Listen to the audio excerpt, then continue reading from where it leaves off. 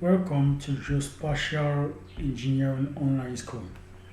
Here on this online forum, our area of interest will be geospatial technology, and we'll be drilling you on the application or the use of geospatial technology in the scientific and engineering domain. That is, we are going to see how we can use this technology to realize our engineering project, and also we are going to see how this technology can be used to realize our scientific project. And the theoretical aspect and the practical aspect of this course will be given you. We are going to see the theoretical aspect of all the course, and right now today we want to see a rundown of all the different areas we will be dealing with in this course. And first, we are going to deal with the land and surveys. Here in this online forum, we are going to work with land and surveys. We are going to see the theoretical and practical application of land and surveys. Then we are also going to see another courses like or another technology like GIS, which actually means Geographic Information System. We are going to see another technology like remote sensing, which is we are going to deal with satellite images. We are going to see how we can acquire satellite images. We are going to see how we can analyze these satellite images to have suitable results. Also, we are also going to deal with photogrammetry, or again area surveys. We are going to see how we can use photogrammetry to acquire area photographs and treat this photograph. Maybe you want to use it for engineering project related to civil engineering, urban and regional planning. Okay, talking about the software here we'll be using here, we are going to work with AutoCAD 2D and 3D. We are going to work with Coverage Geomatic. We are going to work with Erdas. We are going to work with Idrisi Selva. We are going to work with Google Earth Engine. Then we are going to work with ArcGIS, which is a software for photogrammetry, and some other software, of course, Yes, and as I earlier mentioned, our area of interest, we are going to work on land surveys. We are going to work on remote sensing. We are going to work on GIS. We are going to work on the remote sensing. And area, we are going to work on civil engineering. We are going to see how we can use this technology in civil engineering project. We are going to see how we can use this technology in water engineering. We are going to see how we can use this technology in let's say landscape engineering and coastal zone engineering. So we are going to see how we can use all this technology.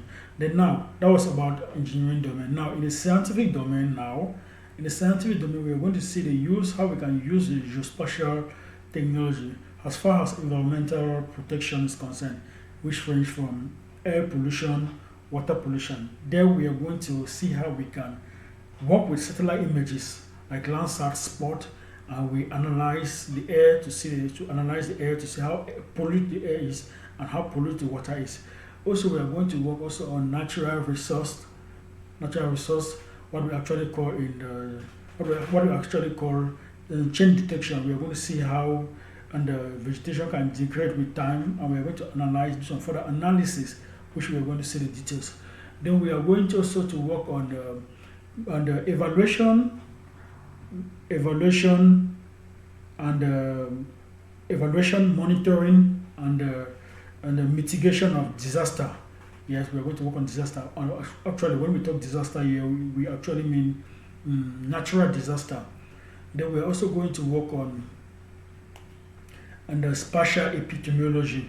Yes, we're going to see how we can use GIS in spatial epidemiology. We are going to work on fields like we have mentioned disaster management. We have mentioned natural resource and protection. We are going to work on fields like regional planning and so on and so forth. In fact, GIS today in this modern world, we can use GIS, remote sensing, in globe. We can use geospatial technology in diverse fields of interest. So today we are going to see what we are going to see. We are going to see the different topics or the different syllabus on the theory of engineering topographic surveys. So we are going to look on topographic engineering surveys. We are going to see the different topic we'll be dealing with. Chapter 1, we are going to see the introduction to land and surveys. Under the introduction, we are going to see the importance of land and surveys in civil engineering, urban and regional planning. Actually, when we talk civil engineering here, it embraces building construction, roadworks, landscape engineering, waterworks, and so on. Then under chapter 1, we are going to see the branches of land and surveys and the technical terminology that you as a civil engineer, you as an urbanist, or you as an expert related to civil engineer, you have to be using. Then chapter 2, we are going to see the unit of measurement and scale. Then we are going to deal with unit of measurement like angular unit of measurement, linear unit of measurement. Then we are going to see how we can convert this unit of measurement from one unit to the other. Then we are going to see the type of scale. We are going to see how scale can be used for map and plan production and how it can be read. Then chapter 3, we are going to talk about errors of measurement and quality of surveys measurement. Of course, all engineering works the quality of all engineering works repose on error. It is true that there's no perfect work, but actually our error can be accepted. Our error can be accepted if it is less than the tolerance. So whenever we carry out an engineering project, we have to take the error, compare the error with the tolerance.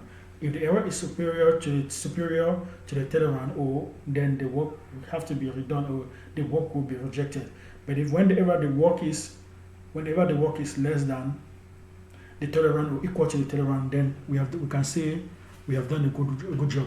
Actually, we are going to deal on that. We are going to see errors in measurement, types of errors, sources of errors propagation, uncertainty, error budgeting, error of closure, relative error, precision. We are going to deal with all these topics which are related to errors. Then chapter 3, under chapter 3, rules of weight of measure accuracy and precision. Then chapter 3, actually we have chapter 3, which normally this was an error, ought to be chapter 4. Chapter 4, we are going to deal with calculation of inaccessible distances. We are going to use the sine law, the cosine law. Then chapter 5, which is actually chapter 4 here, it's going to be modified. We're going to deal with azimuth and bearing. Actually, whenever we want to carry out an engineering project, the engineering project is oriented to a certain direction. So we are going to get acquainted with the use of bearing, not the true north, geographic north, magnetic north, all this terminology, and how can we use them in the engineering. Then chapter 6, which is actually chapter 5 written here, we are going to see the application of altimetry surveys. We are going to discuss on the principles and importance of altimetry surveys for general construction and highway. We are going to deal with an element of altimetry survey, vertical height, vertical scale, contouring, conventional signs, sections, earthworks, cut and fill. Okay, and chapter 7, which is actually chapter 6, we are going to deal on leveling surveys. The objective of leveling, the type of instrument we are going to use, we are also going to deal with the types of leveling. Of course, we have direct leveling and indirect leveling. We are going to discuss the different types of direct leveling and indirect leveling. Then we are going to do some calculation, and we are going to see how at the end of the day we can realize longitudinal and lateral profile of a roadwork using the different leveling methods. Then chapter 8, we are going to deal with volumes of earthwork, principal application of volume of earthwork, method of calculation of volume of earthworks, calculation of the volume of earthworks from spot height, calculation of the volume of earthwork of cutting and embankment with sloping site.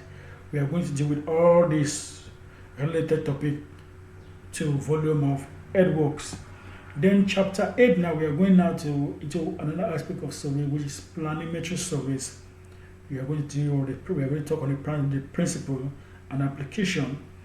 Then we are going to talk on measurement of distances. All this we are going to talk on geodetic references net, general notion, national geodetic net. We are going to discuss all this in details. Then chapter 9, we are going to discuss roadworks, the theory of roadworks. We are going to see how we can set our curves. We're going to see how we can conceive a road and how we can do the setting out or the implantation of roadworks. We are going to deal with the details. Then chapter 10, which is the last chapter, we are going to see how we can now use, actually remember we were talking on land surveys, and now on chapter 10 we are going to see how we can use geospatial surveys in engineering project. And our point of focus will be GIS, which is Geographic Information System, remote sensing, and drone technology. We are going to see how today we are dealing with modernization of technology. We are going to see how we can actually use specialized drone to carry out some of our engineering works. Then we are going to see how we can use drone to monitor our engineering works for disaster prevention. We are going to also do the details on that. So all you just have to do is you just have to subscribe. You just have to subscribe so that at any moment we drop a video, you will have it. Okay. And we are not going to deal only with theoretical aspect of theoretical aspect of our domain of interest, but we are also going to deal with the practical aspect of the domain of interest. Anytime from now, we will be dropping the note, we will be dropping our plan of work on the practical aspect and the different software and how they can be used. We are going to design a project, and we are going to see how this different software can be used to realize the project. All you just have to do, you just have to subscribe, and you'll be having our video. Thank you.